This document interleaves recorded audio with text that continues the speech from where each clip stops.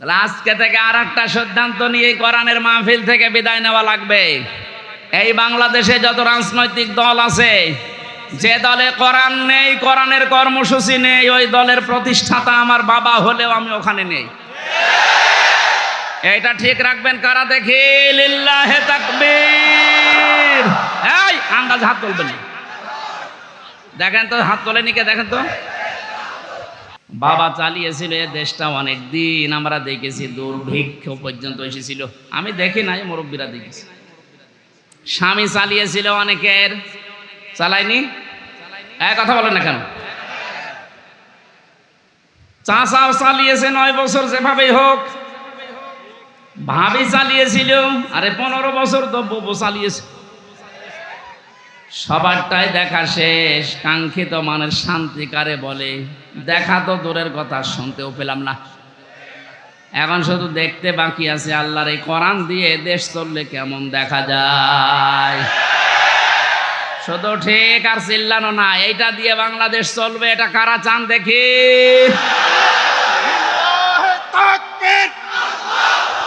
আল কোরআনের আলো সংসদে জালো, বাংলাদেশ জামাত ইসলামী লিল্লাহি তাকবীর।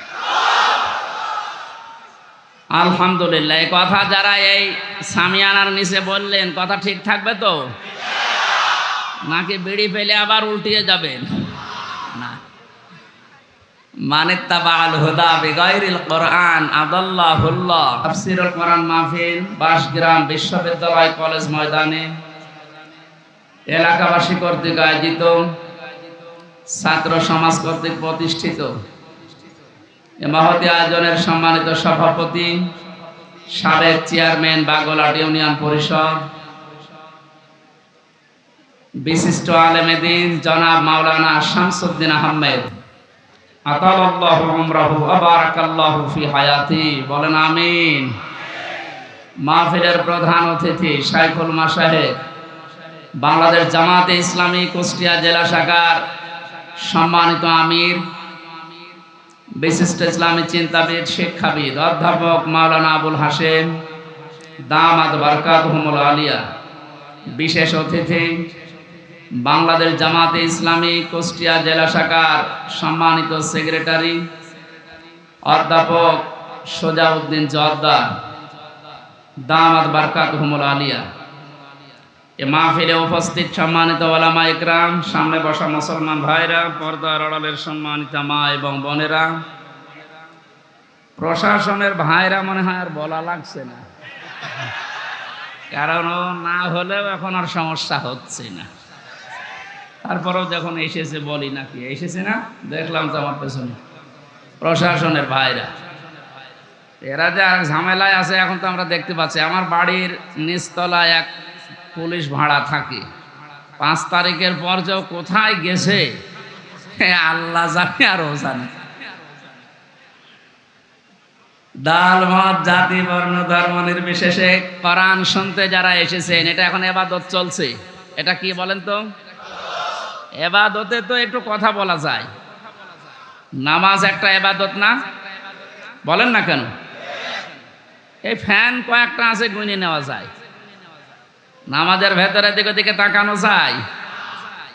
নামাজ যেমন ইবাদত মনে করছেন, এখানে 1 ঘন্টা ব্যয় করা, এটা পুরাটা ইবাদত। কথা বুঝতেছেন? এই ইবাদতটা আমরা অনেকে বুঝি না। এখানে যে ইবাদত চলছে এটা মানেন তো? মানেন আপনারা? ইবাদত যেভাবে করা লাগে, কষ্ট হলেও ওইভাবে থাকবেন।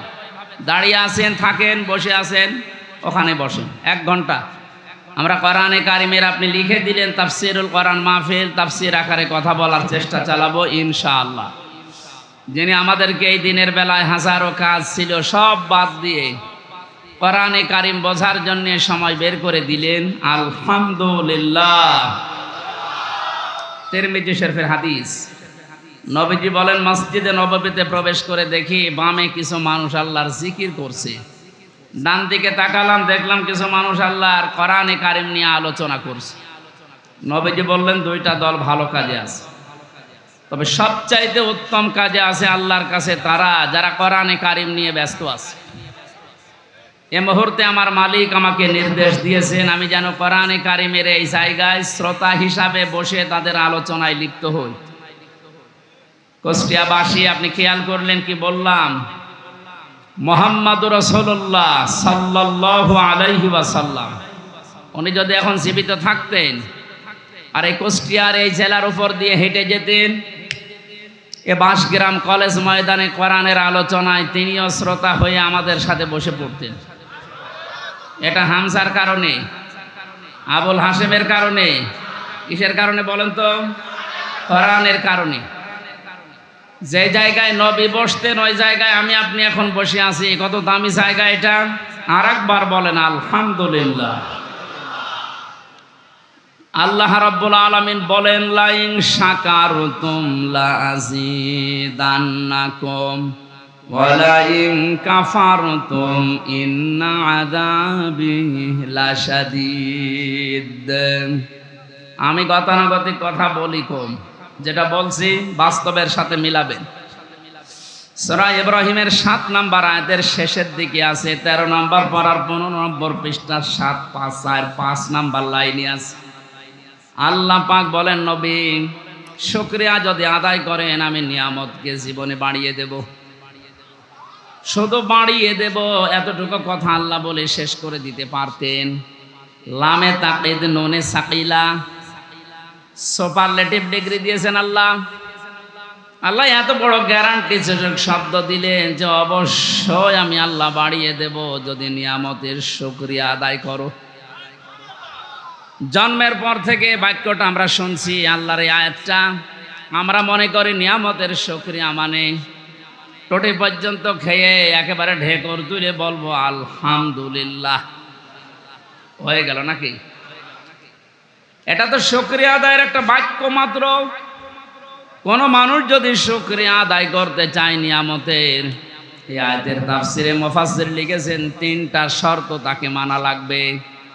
1 নম্বরে তার মুখে স্বীকার করা লাগবে যে হ্যাঁ এটা নিয়ামত। আগস্টের 5 তারিখের আগে আমরা যেখানে ছিলাম আর আজকে যেখানে আছি এটা পুরাটাই আলাদা। কথা বলে না কেন? এটা কত বড় নিয়ামত! কিছুদিন আগে বাংলাদেশ জামাত ইসলামী কুষ্টিয়া জেলা শাখার উদ্যোগে 550 আলেমকে এক জায়গায় ডাক দিয়েছিল। সব ঘরানার আলেম সেখানে ছিল। 550 আলেম 3.5 ঘন্টা 4 ঘন্টা আমরা আলোচনা করেছি। কোনো বাধা নেই, কোনো চিন্তা নেই, মনের ভেতরে কোনো আতঙ্ক আমরা হইনি। অথচ আগস্টের 5 তারিখের আগে 550 না 5.5 জন এক জায়গায় হলে 10টা মামলা হয়ে যেত। বিশেষ করে আলেমরা। কথা বলে না কেন? কোন জায়গা থেকে আমরা কোন জায়গায় আসলাম টের পাচ্ছেন?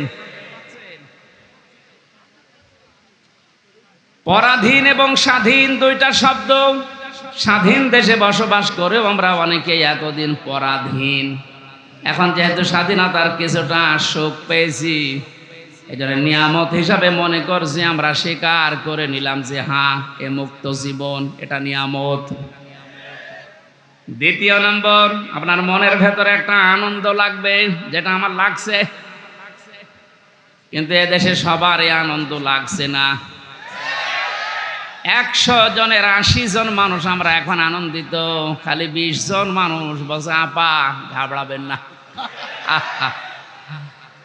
20 জনের অবস্থা এরকম, আপা ঘাবড়াবেন না। আপনি ঘাবড়ালে আমরা নরম হয়ে যাই। এর সংখ্যা কয়জন? মাত্র 20 জন। আমরা 80 জন কিন্তু এখন খুশি, আনন্দে আছি। মনের ভেতরে একটা অজানা সুখ আমাদের ভেতরে দোল দিচ্ছে। এই আয়াতের তাফসিরে মুফাসসির আরেকটা তথ্য দিয়েছে, মানুষ যখন খুশি হয় তখন তার বাম স্তনের 2 আঙ্গুল নিচে একটা গোস্তের টুকরা আছে, যেটা আমরা খলব বলে জানি। ওটা তখন আনন্দে লাফাতে থাকে, শরীরের পশমগুলো খাড়া হয়ে যায়। আল্লাহ পাক বলেন আমার সালাম নামের খাতিরে তাদের ভেতরে একটা শান্তির বাতাস আমি বইয়ে দেই। জোরে বলেন আলহামদুলিল্লাহ। আমি আমার ঈমান থেকে বলছি এটা আমি পেয়েছি। সুতরাং 2 নাম্বার শর্ত হয়ে গেছে পূরণ। 3 নাম্বারটা কি? যে জন্যে নিয়ামতটা পেয়েছি ওই কাজটা ওই জায়গায় পৌঁছিয়ে দেওয়া লাগবে। বৈষম্য বিরোধী ছাত্র আন্দোলন আপনি লিখে দিয়েছেন পোস্টারের উপরে, শহীদদের আত্মার মাগফেরাত কামনায় আয়োজন।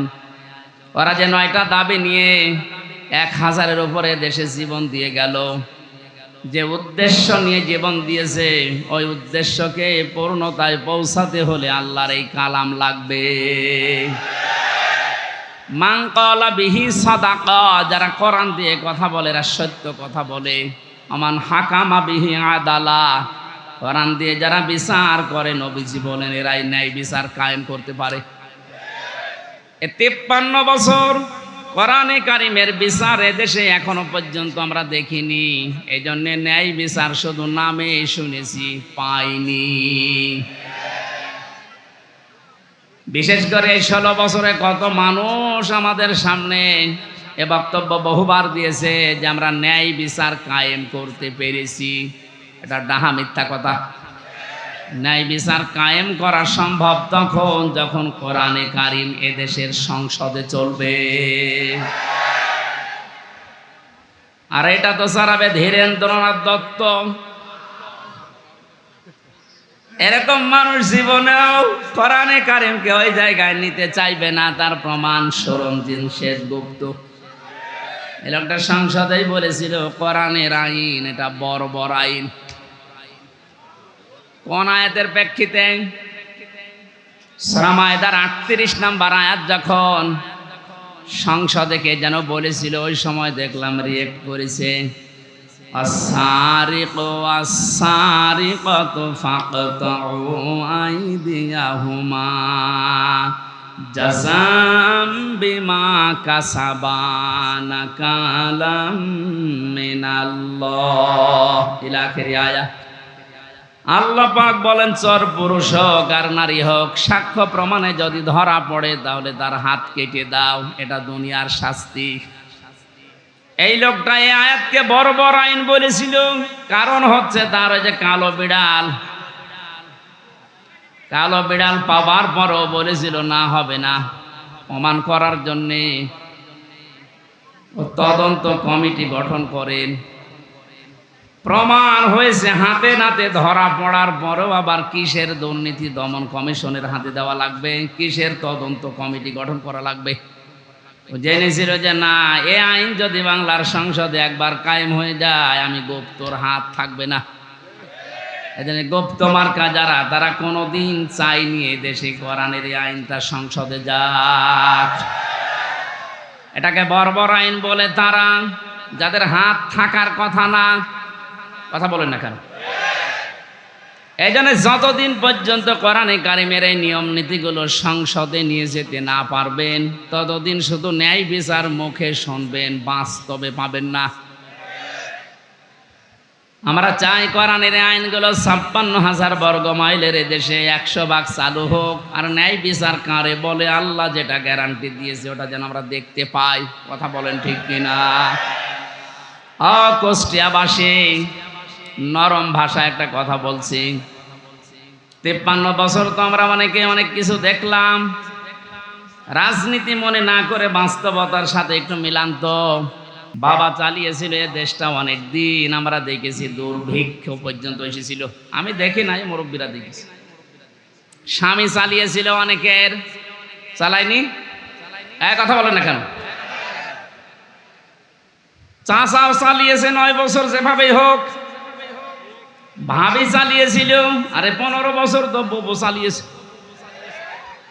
সবারটাই দেখা শেষ। কাঙ্ক্ষিত মানের শান্তি কারে বলে?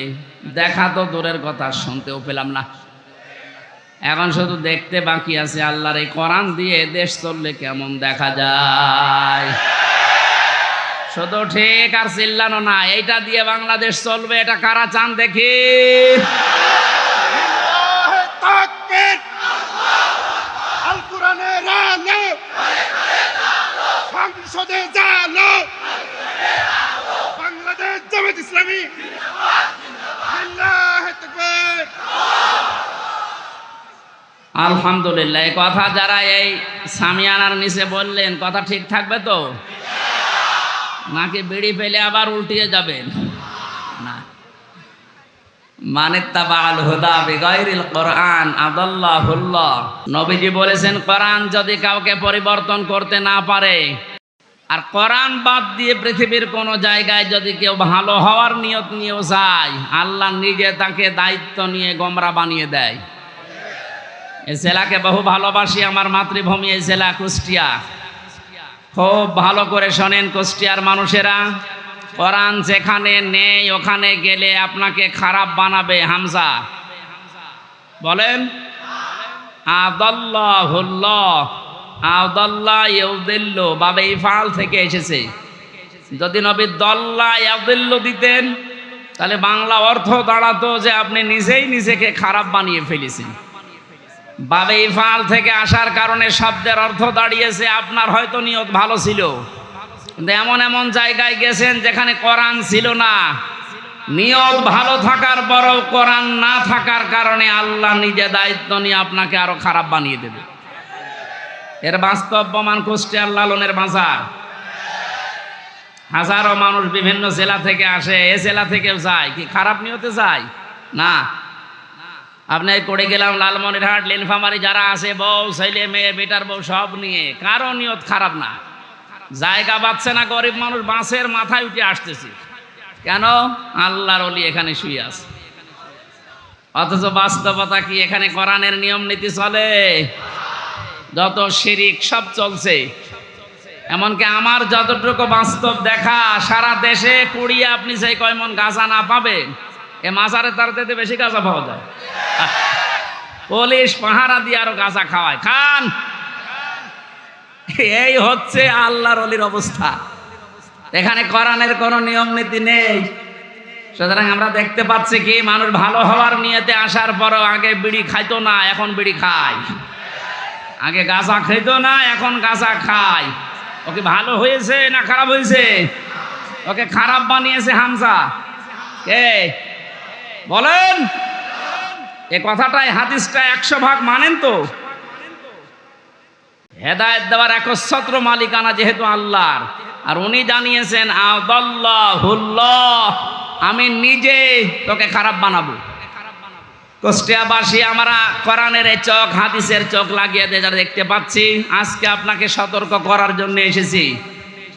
খুব ভালোভাবে খেয়াল করেন, কোরআন যেখানে নেই ওখানে গেলে আপনি নিজে খারাপ হবেন না, আপনাকে খারাপ বানানো হবে। আর এর কর্তা হবেন কে? বলেন। সুতরাং এটা বিশ্বাস যদি 100 ভাগ করে থাকেন, সিদ্ধান্ত নেওয়া যায় না যে কোরআন যেখানে নেই ওখানে আমি যাব না। বলেন। আরো নিচে নামবো? ঠিক আছে, নামলাম। আজকে থেকে আর একটা সিদ্ধান্ত নিয়ে কোরআনের মাহফিল থেকে বিদায় নেওয়া লাগবে। এই বাংলাদেশে যত রাজনৈতিক দল আছে, যে দলে কোরআন নেই, কোরআনের কর্মসূচি নেই, ওই দলের প্রতিষ্ঠাতা আমার বাবা হলেও আমি ওখানে নেই। এইটা ঠিক রাখবেন। কারা দেখি? লিল্লাহে তাকবীর। এই আন্দাজ হাত তুলবেন না। দেখেন তো, হাত তোলেনি কে? দেখেন তো।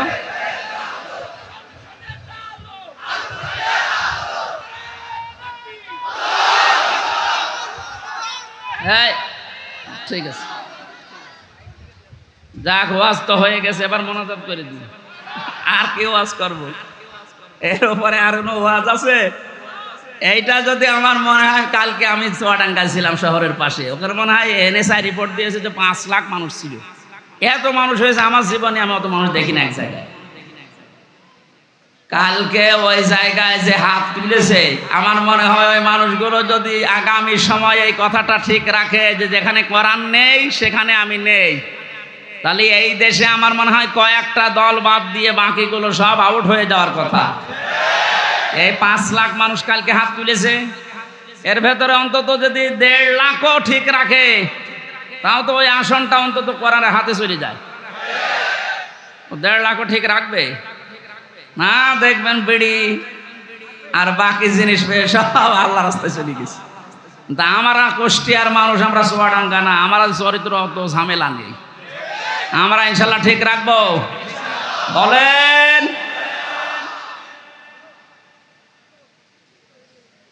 যত জেলায় গেছি এই হাদিসটার ব্যাখ্যা যত জায়গায় করেছি, আমার মনে হয় মানুষগুলো যদি যারা হাত তোলে শুধু এরাও যদি ঠিক রাখতো, তো বাংলাদেশে সেই 11 সালের পর থেকে যা শুরু হয়েছে আমার আলোচনা, ওই সময় দেশে ইসলাম কায়েম হয়ে যাওয়ার কথা। কোরআন নেই, আমি সেখানে নেই, তাহলে কোনো দল টিকবে?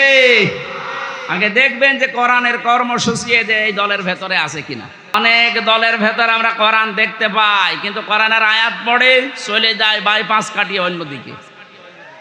বিভিন্ন দরবার কেন্দ্রিক যে আলোচনাগুলো আমরা দেখি, আয়াত পড়ে ঠিক, কানে হাত দিয়ে কুল হুয়াল্লাহু আহাদ, তাফসীর মাহফিলে, ওয়াজ মাহফিলে, ইসালে সাহাবে আয়াতটা পড়ে, কারণ জানে যে আয়াত পড়লে তিনবার পড়লে এই সূরাটা এক খতম কোরআন শরীফ পড়ার সওয়াব হয়, এই নিয়তেই পড়ে। পড়ার পরে বাস্তবতা দেখি, হে নবী আপনি বলেন আল্লাহ এক। এবার আস্তে করে কাটছাট করে চলে যাচ্ছে উনি কুষ্টিয়ার বাইপাস দিয়ে। এবার বলে এ নবী কোন নবী? নিজেই বলে নবী ফাতেমার বাবা। এ ফাতেমাকে? হোসাইনের মা। হোসাইন মানে আমার সাথে যে হুজুরটা থাকে ওইটা, হযরতে হাসান হোসাইনের মা। এ হোসাইনের মা উনি কি করেছিলেন? হোসাইন শাহাদত বরণ করেছিলেন কারবালায়। এবার আপনাদেরকে আমি কারবালার ঘটনা শোনাবো মাত্র 2 ঘন্টা। আয়াত পড়েছিল কি? কুল হুয়াল্লাহু আহাদ, আর তাফসীর হচ্ছে কারবালার। তাও তো কারবালার যে 27টা শিক্ষা আছে ওইগুলোও যদি সামনে নিয়ে আসে তাও তো মানায়। এমন এমন কথা হোসাইনের নামে চালিয়ে দেয়, হাসানের নামে, যেগুলো কোরআন হাদিসের বাস্তবতা ইতিহাসে কিচ্ছু নেই, ও ভণ্ডরা সব বানায়। আর আমরা গ্রাম্য মানুষ বিভিন্ন জায়গায় বসে বসে শুনি আর বলি যে হ্যাঁ ওয়াজ হচ্ছে, এই তো ওয়াজ হচ্ছে। এই জন্য কোরআনে কারিম কথা বলে ঠিক, কিন্তু কোরআন থেকে যে কথা আল্লাহ জানাতে চেয়েছেন কুল হুয়াল্লাহু আহাদ দিয়ে তার ওয়াহাদানিয়তের কথা, তার একাত্মবাদের কথা, এই কথাগুলোর যদি আহাদুন শব্দের, ইলাহুন শব্দের ব্যাখ্যা আমরা জনগণকে সঠিকভাবে শোনাতে পারতাম। এদেশের কালকে 2 জন যারা মুসলমান হয়েছে চুয়াডাঙ্গায়, অশিক্ষিত মানুষ না, 2 জনে শিক্ষিত। ওখানে আমার শব্দের ব্যাখ্যা ছিল ইলাহ শব্দের সাইয়্যিদ আবুল আলা মওদুদি রহমতুল্লাহ আলাইহের, ওনার একটা লিখিত বইয়ের ওপরে কালকে আলোচনা ছিল আমার। উনি ইলাহ শব্দের ব্যাখ্যা যেভাবে করেছিলেন, ওই শব্দের অর্থগুলো বাস্তবের সাথে যখন মিলিয়েছি, বলে একটা হিন্দু, তাও কট্টর হিন্দু, খুব যত্ন সহকারে পূজা করে। আমাদের মুসলিমদের ভেতরে প্র্যাকটিসিং মুসলিম যেমন খুব বেশি অ্যাক্টিভ ভাবে যারা ইসলাম মানে, এই রকম লোক একটা। কথা শেষ করার পরে আমি জিজ্ঞাসাও করেছিলাম যে কি আপনি মুসলমান হয়ে গেলেন কেন? আপনি যেভাবে বুঝিয়েছেন আমি এতদিন পর্যন্ত ভাবি নাই, কারণ আমরা এইভাবে পড়াশোনা করার সুযোগ পাই নাই। আমাদের যে ধর্ম, ওই ধর্মে আমাদের কিতাবগুলো আমাদের পণ্ডিতরা ছাড়া, ধর্মের গুরু ছাড়া আমাদের পড়তে দেয় না।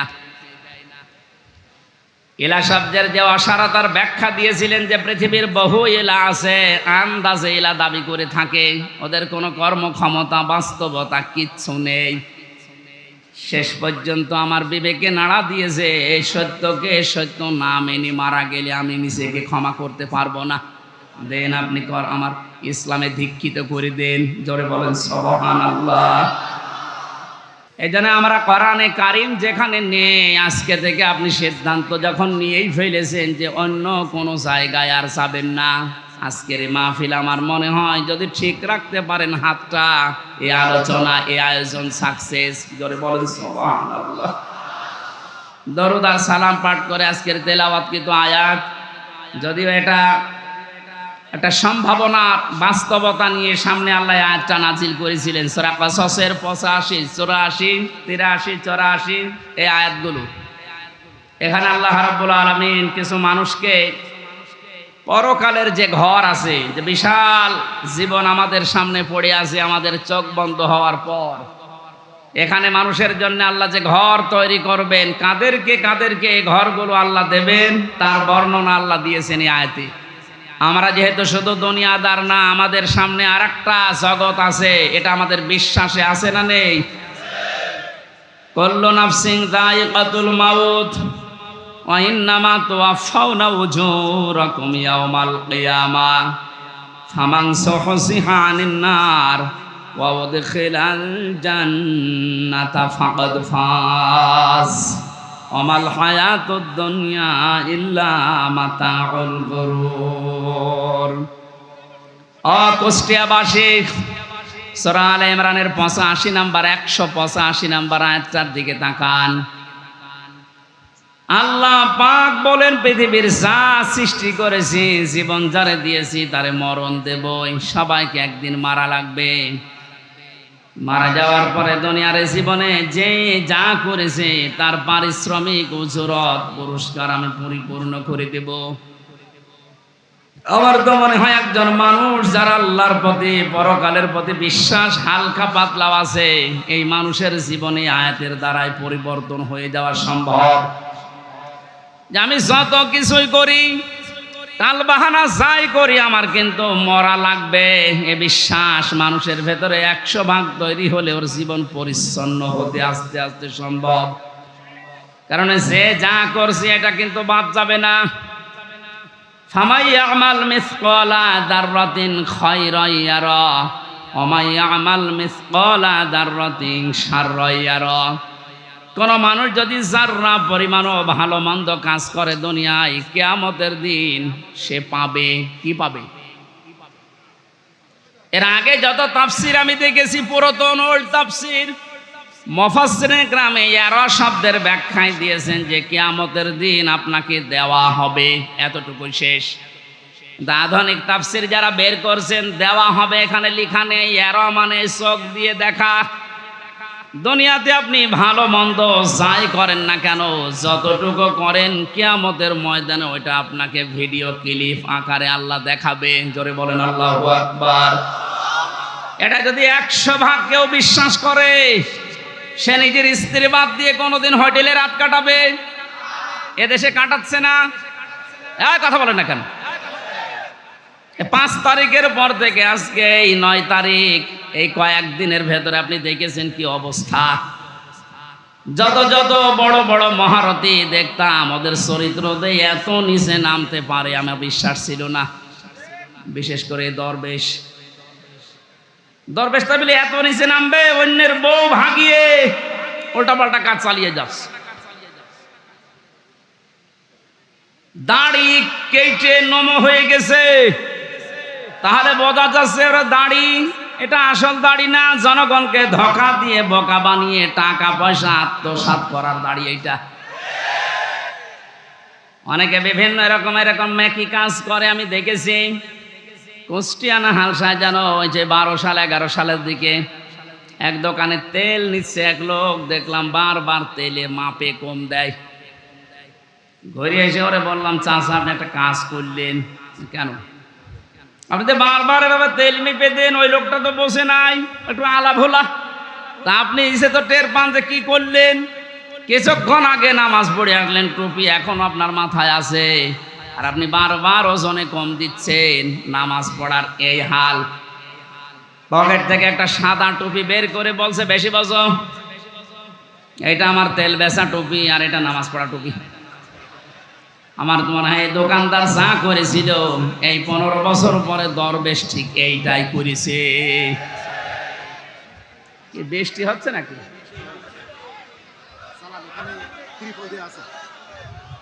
এখানে ত্রিপল দেয়া থাকলে হবে, বাকিগুলো ভেজবে। সুবহানাল্লাহ আলহামদুলিল্লাহ লা ইলাহা ইল্লাল্লাহ। আল্লাহ তাআলা বলেন, ওই মানুষটার জীবন তো সফল যাকে আল্লাহ জাহান্নামের কাজগুলো থেকে আস্তে আস্তে মাইনাস করে জান্নাতের কাজের দিকে এগিয়ে দেয়।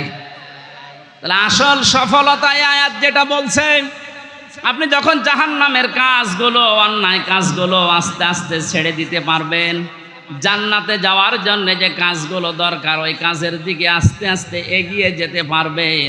আপনি বিশ্বাস করতে পারেন ওই সময় যে আল্লাহ আপনার জীবন সফল করার জন্য নিয়ে যাচ্ছে। আমাল হায়াতুদ দুনিয়া ইল্লা মাতাউল গুরুর। পৃথিবীর জমিনটাকে আল্লাহ ধোঁকার সাথে তুলনা দিয়েছেন। এ পৃথিবীর যত মহামহব্বত, যত ভালোবাসা, আদরের জিনিস হোক, আল্লাহর ভাষায় সবগুলো ধোঁকা। এজন্য যারা ধোঁকা দিতে পারে বা দিচ্ছে, এদের থেকে আমাদেরকে সতর্ক থাকা লাগবে। আল্লাহ আমাকে সহ প্রত্যেককে আজটাকে বাস্তবে সেট করার তৌফিক দিন, বলেন আমিন। কিন্তু বিশাল জগৎ একটা সামনে, ওই জগৎ সম্পর্কে আল্লাহ একটু তুলনা দিয়েছেন।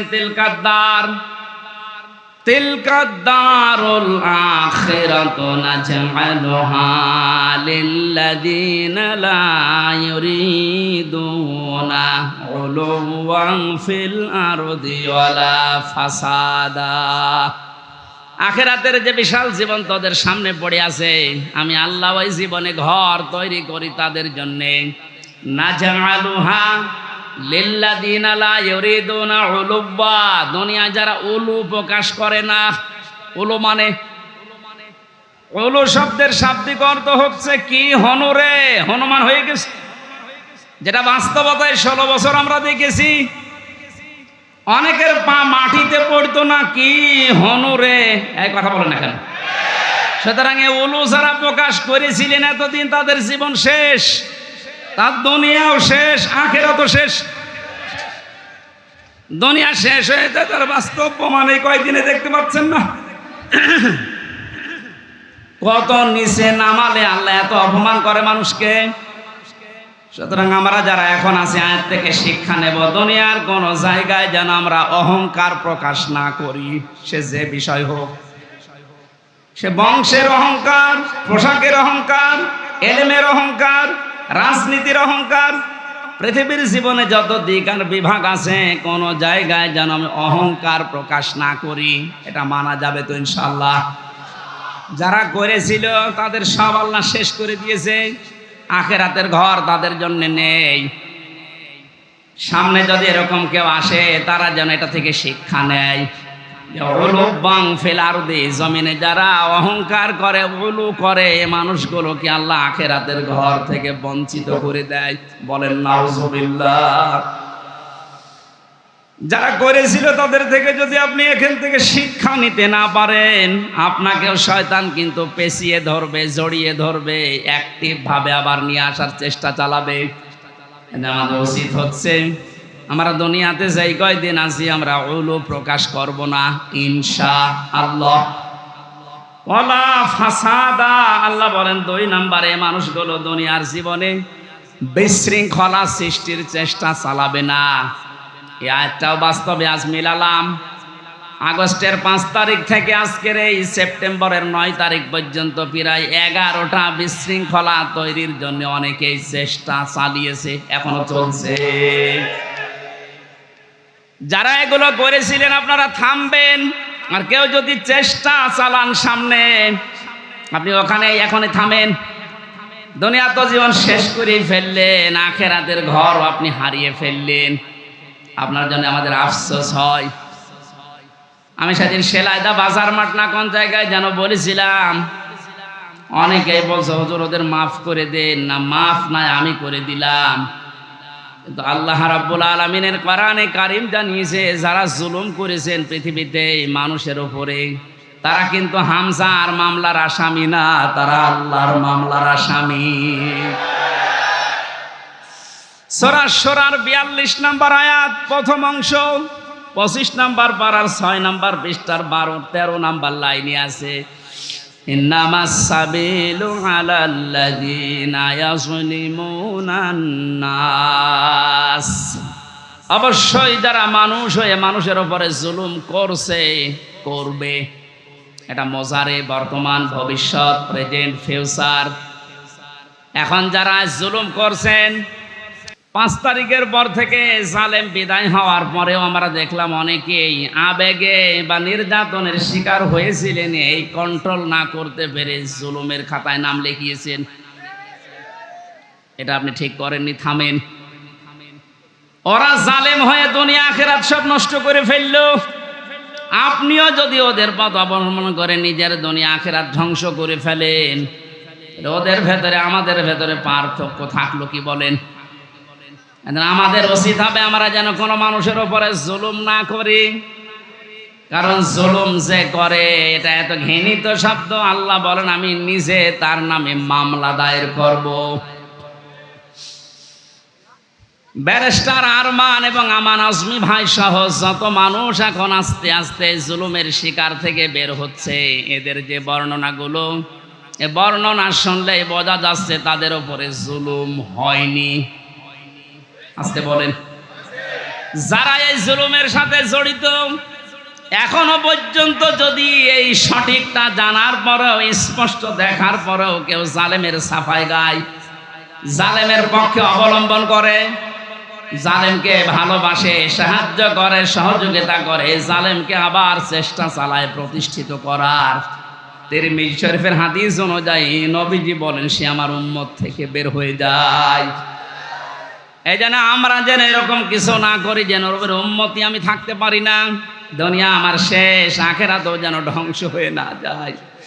এই আয়াত থেকে আমার যে বিশ্বাস, বাংলাদেশে 1628 জন মানুষ মেন দায়িত্বে ছিল যারা সরাসরি জুলুমের সাথে জড়িত। কথা বলে না?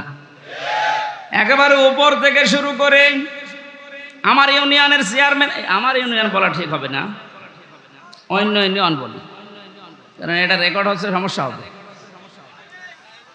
1628 জন মানুষ মেন দায়িত্বে ছিলেন। আপনারা একটাও জুলুম থেকে মুক্ত না, প্রত্যেকেই জালেম। এদেশের মানুষ যদি আপনাকে কিছু নাও বলে, আপনি আল্লাহর মামলার আসামি, কথা বলেন না কেন? দুনিয়া তো শেষ করে ফেলেছেন, পরকালে আল্লাহ নিজে মামলা দেবে আপনার নামে। আপনাকে কোনোদিন চিন্তায় আনতে পারেন যে আল্লাহর মামলার যে লোকটা আসামি তার পক্ষ আমি অবলম্বন করি কি করে? আমার একটা মূল্যচুরি মামলা ছিল জানেন, ওরা যদি সাজাও লাগিয়ে দিত তাও আমি 3 মাস সর্বোচ্চ জেল খাটতাম, অথচ বিনা কারণে বিনা অপরাধে মামলাটা দিয়ে 3টা বছর আমারে আটকিয়ে রাখলেন। এই মামলা যেহেতু রাষ্ট্র দিয়েছে, হাসিনা দিয়েছে, এই কারণে আমার পক্ষে কেউ দাঁড়াতেও সাহস পেত না। কিন্তু না, ওর পক্ষে দাঁড়িয়ে আমার ওকালতি আমি হারাবো। দেখেন তো, রাষ্ট্র বিরোধী, এজন্য আমার পক্ষে কেউ নেই। কিয়ামতের ময়দানে আল্লাহ নিজে রায় দেবেন, আলাইসাল্লাহু বিআহকামিল হাকিমিন, সব চাইতে বড় বিচারপতি তিনি। তিনি নিজে মামলার বাদী, নিজে রায় দেবেন। আপনি তো বিচার সঠিক যদি আল্লাহ তো 100 ভাগ করবে, আপনার কি বিশ্বাস হয় যে আপনি বাঁচতে পারবেন? আসতে বলেন। এখন যদি আপনি স্বীকার করেন যে না আমি বাঁচতে পারবো না, এমনকি যারে সাপোর্ট করছি সে তো ধরা খেয়ে বসে আছে, এ কারণে বড় জালেম, বলেন হাতে পায়ে ধরছে, আপনার সময় এখনো শেষ হয়ে যায়নি। জালেমেরা আর সাপোর্ট না করে ফিরে আসেন, এখনো ইসলামের দরজা খোলা আছে, আপনাকে বুকে নেওয়ার জন্য হাজারো মানুষ আছে। গতকালকের রিপোর্ট 2200 মানুষ এক জায়গায় দেখেছি, জালেমের সাপোর্ট বাদ দিয়ে ওরা ইসলাম অলরেডি কবুল করেছে। আপনাদেরকে এটা মিডিয়ার আকারে যাচ্ছে, সারা দেশে কালকে ছড়াবে। জালেমদের দোসরা তদিন যারা ছিলেন, জুলুম অত্যাচারের সঙ্গে ছিলেন বিভিন্ন কায়দায়, আমার এই মামলার যে আয়ু থেকে শুরু করে একেবারে হাসিনা পর্যন্ত প্রত্যেকে জড়িত। কারণ বহু জায়গায় যাওয়ার পরে বলে না হাত বাঁধা। কয়েকদিন আগে আমার মামলা ঢিসমিস করে দিয়েছে আদালত। আমার মামলাটা দেখার পরে বলছে কি দেখে মামলা করব, কোনো মাল নেই। আমি আদালতে দাঁড়িয়েছিলাম, বলতে গেলাম যে মাননীয় আদালতে 3টা বছর আপনার কাছে তো মামলা ছিল, এতদিন তো আপনি বলেননি যে এর ভেতরে কোনো মাল ম্যাটারেস নেই, কি দেখে মামলা আজকে বলছেন? মানে আমার মনে হয় বলতো এই কথা যে কি করবো হুজুর, হাত বাঁধা ছিল, এক কথা বলছে না কেন? আজ হাত খোলা পেয়েছি, এখন আর কোনো ভয় নেই, কোনো টান নেই, কোনো চিন্তাও নেই, যান খালাস। এখান থেকে আমি দুইটা বিষয় বের করেছি। আমাকে খালাস দিল মানে আমি নির্দোষ। এক কথা বলো না কেন? আমার এই মোবাইলটাও ফেরত দিয়েছে 3 বছর পর। এটা তন্ন তন্ন করে খুঁজেছে, যে মামলা দিয়েছিল তার সাথে কিছু পাওয়া যায় কিনা দেখি। দ্বিতীয় নম্বরে আমার বাড়ি, গ্রামের বাড়ি হালসা পর্যন্ত সব খোঁজ খবর নিয়েছে। খোঁজ খবর নিয়ে ভালোই হয়েছে, দেখছে 14 বংশ আওয়ামী লীগ করে, ওইটাই কিছু পাইনি। এখন যেহেতু হাত খোলা, আপনি এখন রায় দিয়ে জানিয়ে দিলেন দুনিয়ার মানুষকে যে হামজার কোনো দোষ নেই, বিনা কারণে 3 বছর জেলে ছিল। তাহলে এখন আমার বিচারটা নেন। আমাকে 3টা বছর বিনা কারণে যারা কষ্ট দিলেন জেলের ভেতরে, যারা এর সাথে জড়িত একবার উপর থেকে মামলার আয়ু পর্যন্ত, প্রত্যেকে আমি 3 বছর জেলে দেখতে চাই। তাও জেল মানে জেলা শহরের জেল না, হাই সিকিউরিটি জেল, যেটা কাশিমপুর কারাগারে ফাঁসির কন্ডেম সেলের ভেতরে রেখে দেয়। আমি আপনাদের ওখানে রাখতে চাই 3 বছর। আমি বেশি দিন চাচ্ছি না, 3 বছর থেকে দেখেন। দ্বিতীয় নম্বরে আর একটা শিক্ষা বলি দেশের জন্য, এতদিন পর্যন্ত যারা মিথ্যা মামলা দিয়েছেন, সামনেও যারা দেওয়ার মতো অনেকে চিন্তা ভাবনা করছেন, এদেশে কোনো মামলা দেওয়ার পরে যদি দেখা যায় যে 2 বছর, 3 বছর, 5 বছর, 10 বছর পরে বেকসুর খালাস, তার মানে তার কোনো দোষ পায়নি আদালত। কথা বলেন না কেন? এরকম যদি কেউ নিরপরাধ খালাস পেয়ে যায়, যারা মামলা দিয়েছে, যারা সাক্ষী দিয়েছে, যারা এর সাথে জড়িত, প্রত্যেককে জরিমানা করা লাগবে। আমার কথার অর্থ বোঝেন? আপনি বিনা কারণে কাজ করবেন কোন কারণে? মামলার বাদী যেহেতু রাষ্ট্র ছিল, এজন্য কেউ আমার পক্ষেও দাঁড়ায় না, রায় তো দূরের কথা। আল্লাহ নিজে মামলার বাদী, নিজে রায় দেবেন, নিজে বিচারপতি। বলেন এবার আপনার অবস্থা কি হবে? আর আমি জেনে শুনি আপনার মতো এত বড় জালেমের পক্ষে যাব, আমার বিবেকের ওপর কি কুকুরে পোশাক করিস? আশা করছে আপনি ফিরে আসবেন। জীবনে যতদিন বেঁচে আছেন কোন জালেমের পক্ষে থাকবেন না, এটা মানবেন তো? দুনিয়ায় যারা অহংকার করে, ক্ষমতার অহংকার হোক, সম্পদের অহংকার হোক, যে কোনো জিনিসের, তাদের জন্য জান্নাতে আল্লাহ ঘর বানাবেন, আমাদের আখিরাতের ঘর শেষ। ওয়ালা ফাসাদা, যারা বিশৃঙ্খলা তৈরি করার জন্য এখনো বিভিন্ন ইস্যু তৈরি করছেন সামনে, বাস্তবে আমরা যেটা দেখতে পাচ্ছি, সংখ্যালঘু দিয়ে ওরা চেষ্টা চালিয়েছিল, পারে নাই, হালে পানি নাইনি। কারণ বাংলাদেশ জামাত ইসলামীর শ্রদ্ধাভাজন আমির ডাক্তার শফিকুর রহমান, দেশে সংখ্যালঘু সংখ্যাগুরু বলে কিছু নেই। বলেন 96% মুসলমান আমরা, তাতে কি হয়েছে? আমির হামজা আমার কাছে যেমন, ওই ননী গোপালও আমার কাছে ওই রকম, কোনো পার্থক্য নাই দুইজনের। সুতরাং এই কু তৈরি করে ওরা যখন পারে নাই, তখন চালিয়েছিল প্রধান বিচারপতিকে দিয়ে একটা তোড়জোড় তৈরি করে এ দেশকে অস্থিতিশীল করার জন্য, কিন্তু পারে নাই। এরপরে লাগিয়েছে আনসার। কিসের আনসার? পুলিশ ছাড়া যদি 1 মাস 5 দিন চলতে পারে দেশ, আনসার ছাড়া চলবে 1 আর 2। কোনো দরকার নেই, যারা দায়িত্বে আছেন বাহিনীকে বিলুপ্ত করে দেবে। 42,000 লোক নিয়োগ হয়েছে এই বাহিনীতে কয় বছরে, তার 35,000 হচ্ছে গোপালগঞ্জে। আর এই 63 জেলার লোক, আমরা কি ঘাস কাটছি? কত বড় বৈষম্য চিন্তা করেন তো। যদি ভাগ ভাগ করে নেওয়া হয়, তাও তো এই জেলা থেকে 1000 পড়বে, 800-900 পড়বে, তাও পড়ে না। একজনে এই জেলা থেকে হবে না, সব গোপালগঞ্জে। মনে হচ্ছে যত আল্লাহর ওলি সব ওই জায়গায় জন্মেছে। এদেরকে যখন পারে নাই, তখন ডাক্তারদেরকে লাগিয়েছে। ডাক্তাররাও বলছে না, আমাদের দরকার নেই, আমাদের যা আছে ভালো আছে। এরপরে লাগিয়েছে, এখন সামনে শুনছি এই গার্মেন্টস কর্মীদের লাগাবে। আমার মনে হয় ওদের যা চরিত্র, এই 16 বছরে আমি দেখেছি, ওরা কিছুদিন পর গোয়ালন্দ ঘাটের এই মহিলাদের লাগাবে। সতর্ক আমরা আছি, ঘুমিয়ে নেই। আমিরা জামাত সেদিন কুষ্টিয়ায় এসে বলে নাই যে আমরা কিন্তু সতর্ক আছি, ঘুমিয়ে পড়ি নাই। সুতরাং যত বিশৃঙ্খলা, যত অরাজকতা তৈরি করবেন, এদেশের জনগণ সব রুখে দেওয়ার জন্য প্রস্তুত আছে ইনশাআল্লাহ। যেন ষড়যন্ত্র থামান। দুনিয়া তো ধ্বংস করে ফেলেছেনি, তিলকা দারুল আখিরাত, আখিরাতের ঘরটা নষ্ট করেন না।